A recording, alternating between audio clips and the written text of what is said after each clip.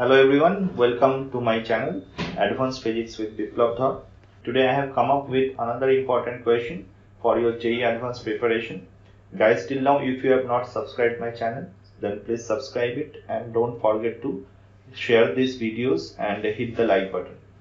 So today it's the original question from the chapter Center of Mass. This question says that a rod AB lies on XY plane as shown.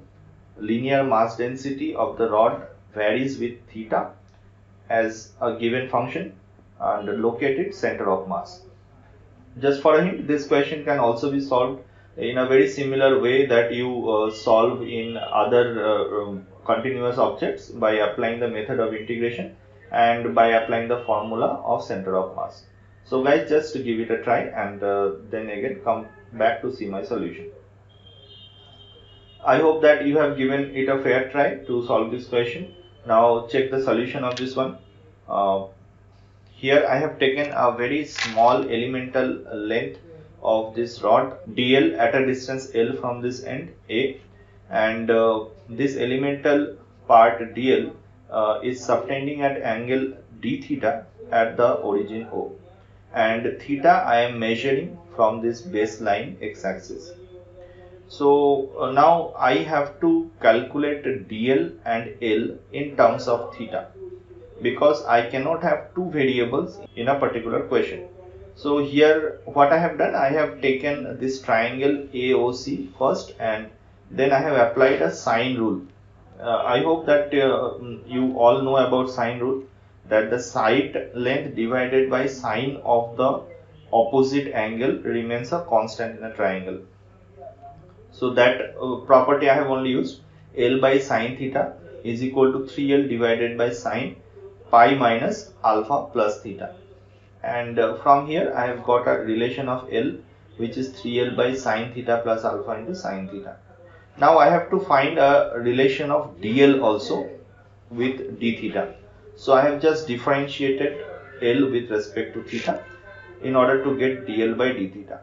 Now you can see the differentiation is very simple. You can do it by your own or you can just follow these things that I have written, and after differentiation you will get dl equals to 3L sine alpha by sine square theta plus alpha into d theta. So I am not going to elaborate you the calculation here. The calculation part is very easy. You can easily do it by yourself. So after this slide I have to just follow these things and write the equation of the center of mass. I hope that you all know the equation of center of mass is integral of dm into L by integral of dm. And what is dm here? Dm here is the mass of this small element, which is lambda into dl. Lambda is the mass per unit length that I have assumed here. And this lambda is not a constant, it is given in terms of theta. So if you just put the value of lambda, the function given in your question, then it is lambda naught sine cube theta plus alpha into dl. Remember, alpha is a constant here. Now we can just subtract these values of L and dl here in this equation, and the final equation I am getting is lambda naught sine cube theta plus alpha, which is the function itself, into L, which is this L here, into dl. Now dl I have already calculated in my last slide. If you go back there, this is the dl that I have calculated. Now I have put the same value of dl here in this equation, and in denominator only dm part is there, so I have just put lambda into dl. Now again there is one L that is variable, and I have to subtract L in terms of theta as well. And I have already calculated L in terms of theta in my last slide. See here, I'll just put the same value of L in this equation here.